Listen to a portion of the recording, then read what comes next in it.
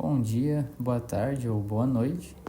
Ao decorrer dessa videoaula, iremos abordar alguns tópicos sobre CPU e memória, incluindo eles um breve histórico, os fabricantes atuais, processo de fabricação, funcionamento em computadores, os núcleos de processamento e o processo de instalação. Inicialmente, vou abordar um pouco sobre a história da CPU e o seu processo evolutivo, assim, que foi basicamente dividido em 5 gerações distintas. A primeira geração, na década de 40 e 50, ela foi caracterizada pelo uso de válvulas termiônicas. Um exemplo é o ENIAC, que foi um exemplo bem conhecido, assim, famoso na época. Assim, esses primeiros computadores, eles eram de grande porte e consumiam assim, quantidades significativas de energia. E exigiam, né, de programação física através de reconfiguração de cabos e chaves.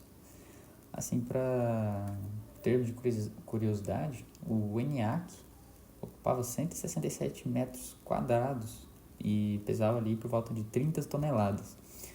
E utilizava de 17 mil válvulas para realizar os seus cálculos. Já ali na segunda geração, nos anos de 50 e 60, ela foi marcada pela substituição das válvulas por transistores, que tem como exemplo o IBM 7090 e o TX0 do MIT. Assim, essa mudança resultou em computadores bem menores, né, comparado a computadores como o ENIAC, e eles eram mais confiáveis e tinham um consumo energético bem menor. Assim, ele se destacou pela introdução das primeiras linguagens de programação de alto nível, como o Fortran e o COBOL, além também do uso de memórias de núcleo magnético. Assim, por termos de comparação, o IBM, que utilizavam de transistores, o IBM 7090, ele era 50 vezes mais rápido que seu predecessor, o IBM 709. Já na terceira geração, ali nas décadas de 60, 70, ela foi definida pela implementação de circuitos integrados, com o IBM System 360 ali de 1964. Foi a primeira arquitetura de computador verdadeiramente escalável, assim, que permitiu o surgimento dos mini computadores, assim, que estabeleceu padrões que influenciaram assim, todos os computadores que veio posteriormente. E já na quarta geração, nos anos de 70, 80, veio o surgimento do microprocessador, iniciando com o Intel 4004. Assim, esse foi o primeiro microprocessador comercial. Ele continha ali 2.300 transistores. Assim, embora ele tinha sido projetado inicialmente para uma empresa que desenvolvia calculadoras, ele revolucionou a computação ao criar o conceito de computador em um único chip, computador em um chip. Ele abriu o caminho para os computadores pessoais que temos hoje. E, por fim, a quinta geração, que é dos anos 80 até atualmente. Essa geração representa a era dos processadores modernos, ali desde os primeiros processadores da Intel, como o Pentium, e da AMD, como o K5 e K6, na década de 90, até os avançados processadores que temos atualmente, como o Core i9 e o AMD Ryzen. Assim, eles se caracterizam principalmente pela arquitetura multicore e a miniaturização em escala nanométrica, que é o processo de fabricação desses processadores. E essa era também consolidou a rivalidade entre a Intel e a AMD. Aqui dou alguns exemplos de computadores representando cada uma dessas gerações. Apresentando os computadores a válvula, temos aqui o ENIAC. Na segunda geração de transistores, temos o IBM 7090 e como computador da imagem, o TX-MIT, que é desenvolvido, né, pelo MIT. Foi o computador ali que teve a introdução de linguagem de programação de alto nível, como o COBOL e a Fortran. Na terceira geração, os circuitos integrados, como exemplo aqui o IBM System 360, Na quarta geração de microprocessador, que é o Intel 4004, revolucionou a computação no seu desenvolvimento, quando foi anunciado. Foi o primeiro microprocessador, o CPU e um chip, o computador e um chip. E por fim, na quinta geração, ali a partir da década de 90, com os processadores da Intel Pentium, que eram monocore, com a frequência de 200 MHz, e construído em 350 nanômetros, processadores da AMD K5, também monocore, que variavam de 75 a 133 MHz, construído em 350 nanômetros, e o AMD K6 3, também monocore de 300 MHz a 570, já construído em 250 nanômetros. E para termos de comparação, dei exemplos também mais atuais, como o Intel Core i9 de 14ª geração, 900K de 24 núcleos, mas aqui não são todos núcleos físicos, é dividido entre núcleos físicos e threads, núcleos lógicos, chegando a frequência de até 6 GHz, uma diferença bem grande comparada com os processadores ali, os primeiros processadores dessa geração, que era abaixo dos GHz, era, como exemplos aqui, variava de 200 a 570 MHz. Um exemplo atual, utilizei o AMD Ryzen aqui para representar a AMD, o Ryzen 9 7950X, também dividido em núcleos físicos e lógicos, contendo 16 e chegando a uma frequência de 5.7 GHz, já construído em 5 nanômetros. E para diferenciar, incluí mais um exemplo aqui, além da Intel AMD, eu utilizei o Apple M3 Ultra, de 24 núcleos e 32 núcleos da GPU, que é um processador, só que de vídeo, diferente da CPU. A GPU ela é responsável pela renderização de imagem.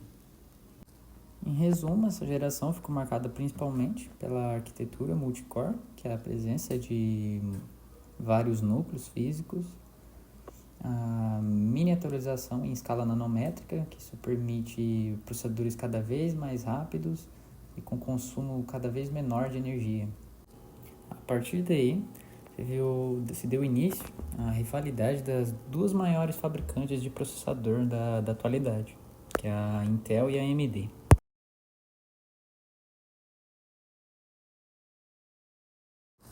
O processo de fabricação começa com a obtenção da matéria-prima fundamental, que é o silício.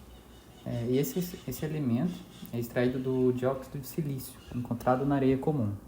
Ele passa por um rigoroso processo específico de purificação, até atingir níveis de pureza necessário de 99,999% de pureza. Processo esse denominado grau eletrônico. O silício purificado, ele é transformado em lingotes cilíndricos. Posteriormente, esses cilindros são cortados em discos extremamente finos, conhecidos como os wafers. Eles têm aproximadamente 300 milímetros de diâmetro e menos de 1 milímetro de espessura.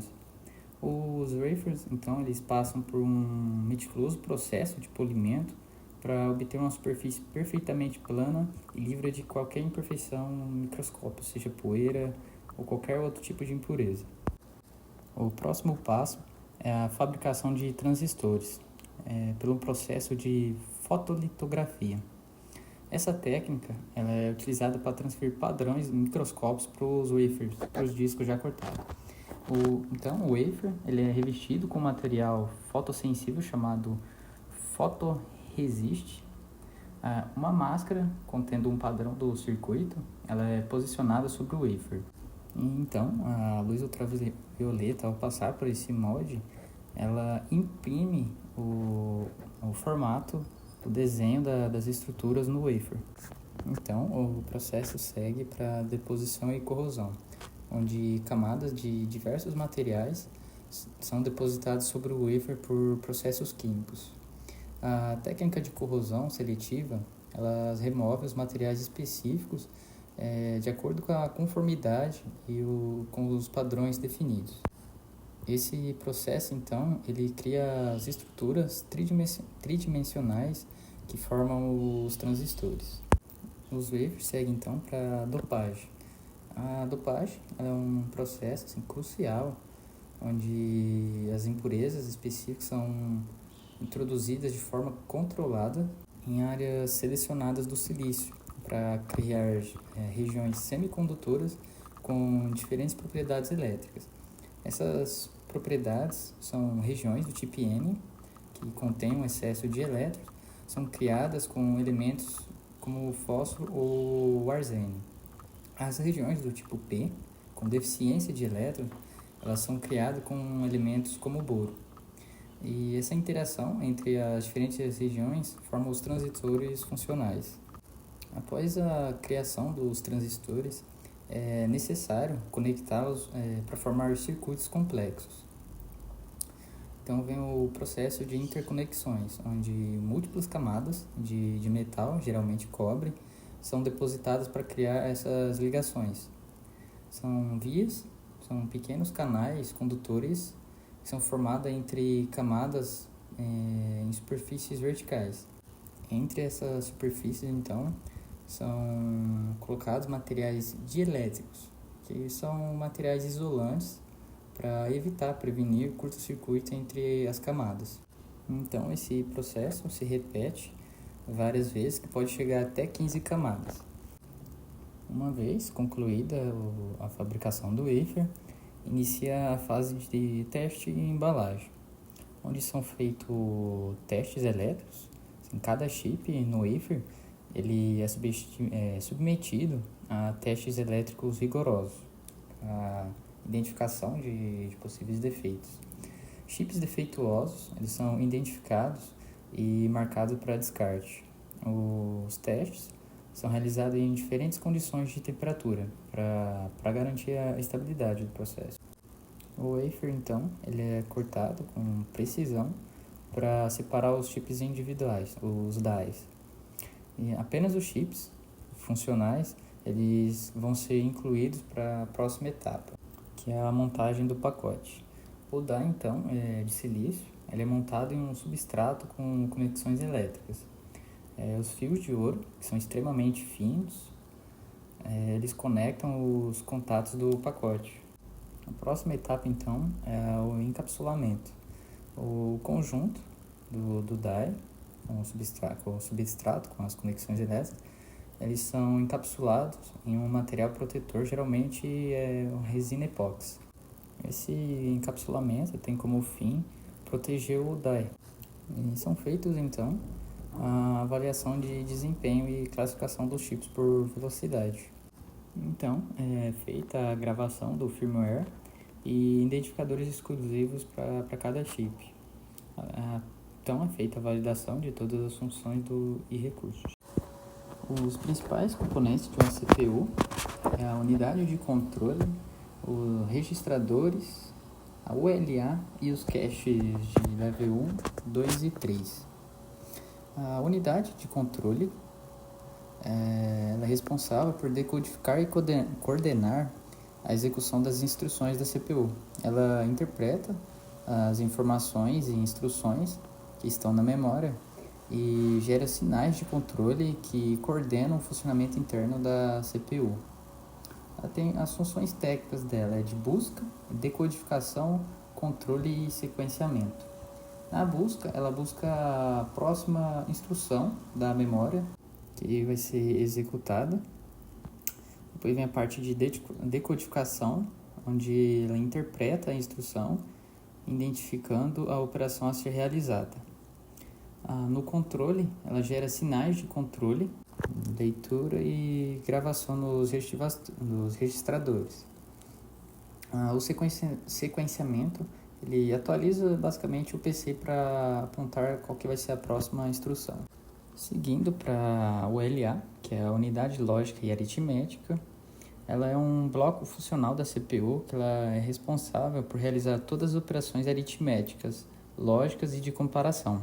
Ela é ativada sob o comando da unidade de controle e os resultados geralmente são armazenados nos registradores internos da CPU.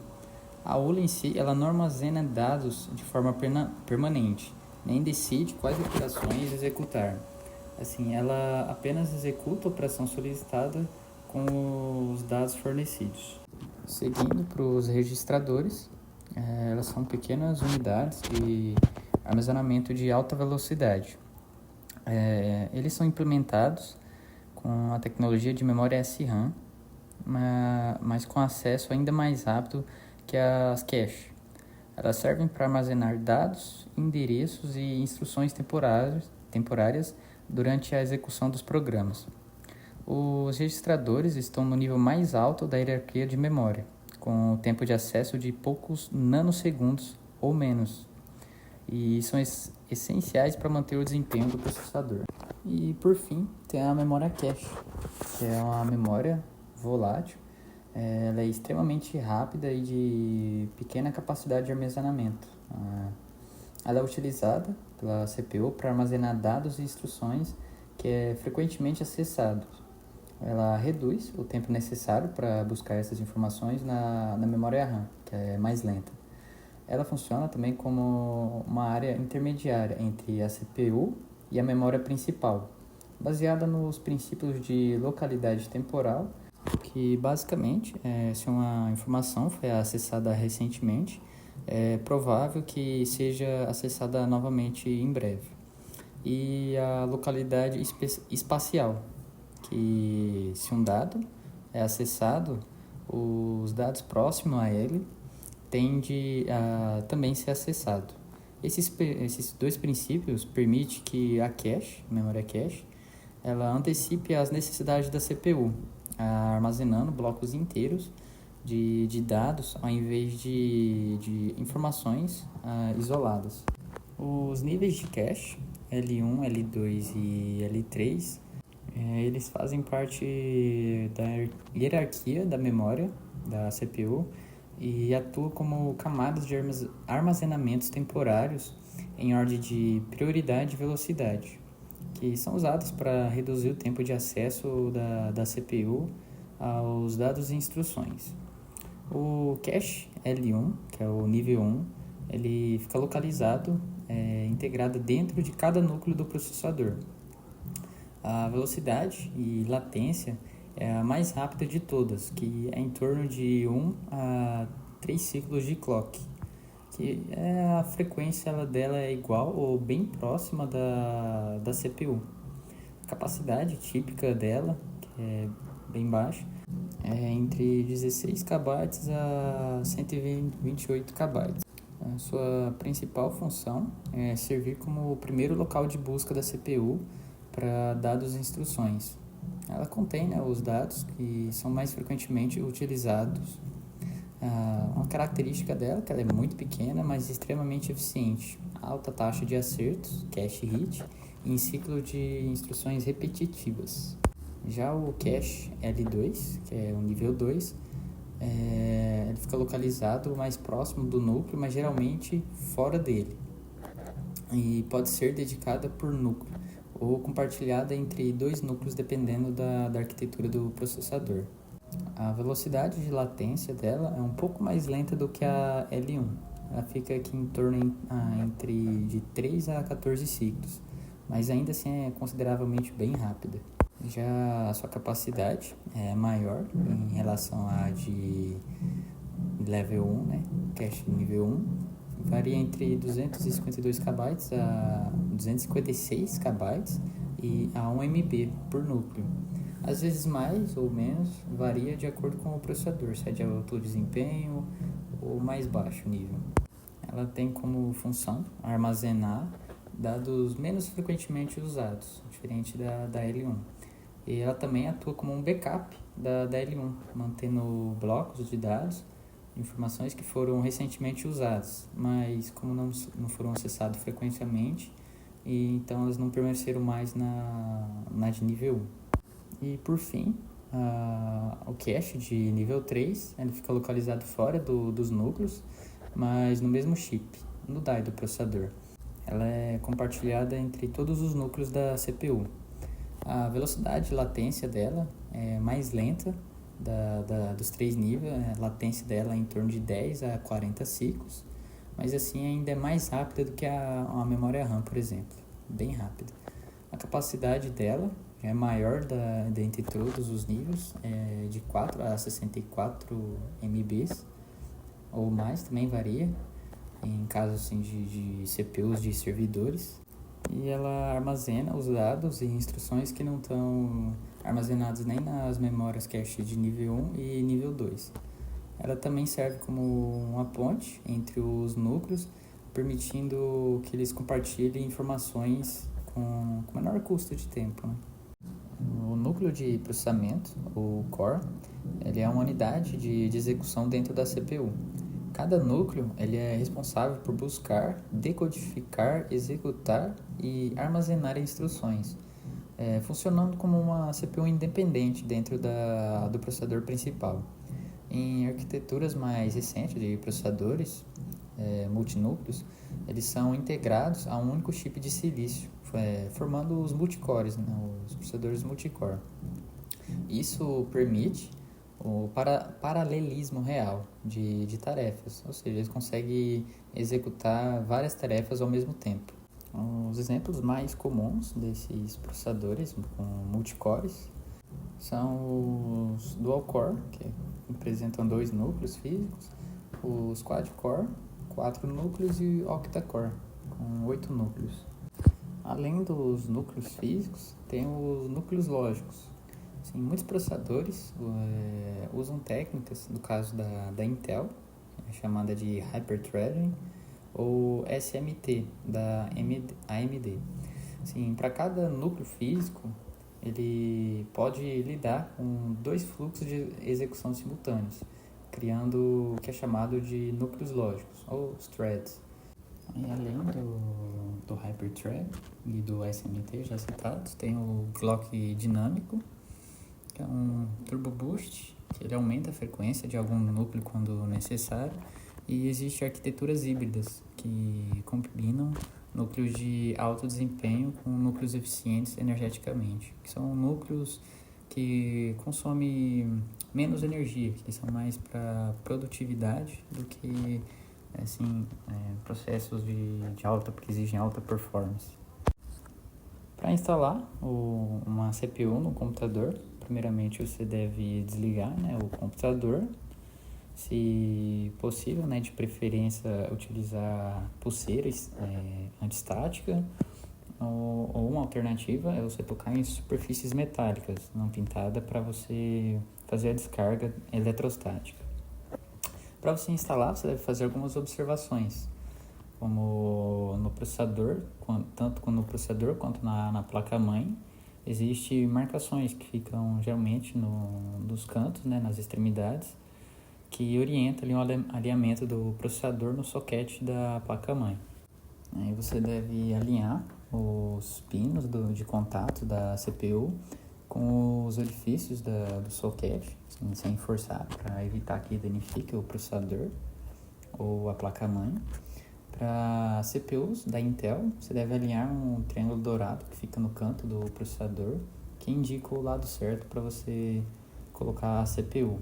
Em CPUs da AMD, você também tem esse triângulo que indica o posicionamento do processador. Aí, por conseguinte, você verifica se o processador está completamente nivelado, bem encaixado no socket. Você deve abaixar a alavanca de pressão que segura o processador na placa-mãe, e até travar. Feito essas etapas, o processador basicamente já está instalado, mas antes de ligar você deveria também instalar o cooler, né, para arrefecimento do mesmo. Para isso você deve alinhar os pinos do suporte do cooler nos orifícios da placa-mãe. Você pressiona ali firmemente os pinos, aperta, alguns exigem chaves, outros apenas com a mão você consegue fixar. Você conecta o cabo de alimentação do cooler no conector apropriado na placa-mãe, geralmente ele é marcado como CPU fan. Após isso, você faz uma verificação final se todos os componentes estão devidamente encaixados. Você pode reconectar os cabos de alimentação no computador, caso tenha tirado, e ligar o computador e testar se está tudo funcionando. Bom, agora eu passo a palavra para o Leonel abordar sobre as memórias. Trabalho sobre memórias, professor Bruno, e aqui o aluno Leonel. Memórias são dispositivos que armazenam dados de um sistema. Existem vários tipos de memória, entre elas as subdivisões ROM e RAM. Elas foram criadas no início da década de 1940 e eram de tambor magnético e funcionavam como um disco giratório. Na década de 50, a tecnologia de memória de núcleo magnético foi criada e tornou-se popular, pois eram mais confiáveis e mais rápidas, e foram muito populares até a década de 1970. Porém, foi na década de 60 que começou a transição das memórias para semicondutores, com a chegada dos transistores e circuitos integrados. A RAM e a ROM começaram a ser feitos com chips de silício, assim tendo uma maior capacidade de armazenamento e acesso muito mais rápido. Na década de 80 surgiu SRAM, criada para oferecer maior velocidade. Ela usa flip-flop, que mantém os dados enquanto a energia estiver ligada, sem precisar de atualizações constantes. No entanto, é mais cara e consome mais espaço do que a DRAM. DRAM, né? O DRAM, não sei. Ano 2000, surge a memória flash, que foi desenvolvida para armazenar dados não voláveis, ou seja, armazena os dados sem energia. Se tornaram muito popular também, com a chegada dos dispositivos como pendrive, os SSD, unidades de estados sólidos, e cartões de memórias, que começaram a substituir o HDDS, disco rígido mecânico. Por fim, a memória DDR. As memórias DDR, SDRAM, evoluíram ao longo dos anos com novas versões DDR2, DDR3, DDR4, oferecendo maior largura de banda e desempenho. A DDR5 foi introduzida recentemente com maior velocidade e eficiência. Aqui chegamos ao fim sobre a evolução da memória. Agora vamos falar sobre o processo de fabricação de memórias DRAM e NAND flash, ou memória SRAM. Envolve várias etapas complexas e altamente precisas. E o primeiro passo é o desenvolvimento do design do chip de memória, incluindo a arquitetura e a organização das células de memória. Depois vai para a litografia, que em uma fábrica de semicondutores, camadas de material semicondutores como silício são depositadas em um disco fino de silício. A litografia é usada para criar padrões minúsculos nas camadas para formar transistores e outros componentes necessários para as células de memória. O doping, impurezas, dopantes, são introduzidas em regiões específicas do silício, para modificar suas propriedades elétricas, formando regiões condutoras ou isolantes. A etching, sei lá. Após a litografia, áreas são não desejadas do material são removidas por um processo de corrosão para revelar as estruturas necessárias. Deposição de material. Camadas adicionais de materiais condutores ou isolantes, como metal ou hidróxido, são depositadas e processadas para formar interconexões entre as células de memória. Teste de correções. Os chips são testados para garantir que funcionam perfeitamente. Chips defeituosos são descartados ou corrigidos. Encapsulamento.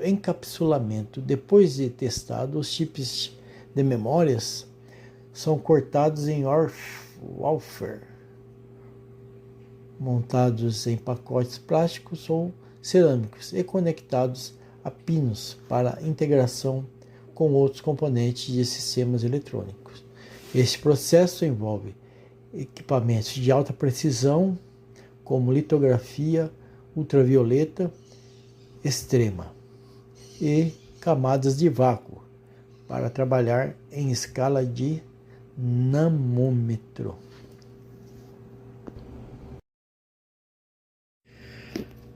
Principais características da memória. Vamos começar pela RAM, que é o armazenamento, que é medido em gigabytes ou terabytes, né? E ela é volátil, né? Ela perde os dados quando é desligada. Já a memória RAM, ela é apenas leitura, né? Praticamente só leitura, mas tem outras funções, mas é mais leitura, né? E armazena informações para o funcionamento do sistema. E é não volátil, né? Ela não perde a memória, né? Os dados, né? Mantém os dados mesmo sem energia, sem o computador estar ligado, né?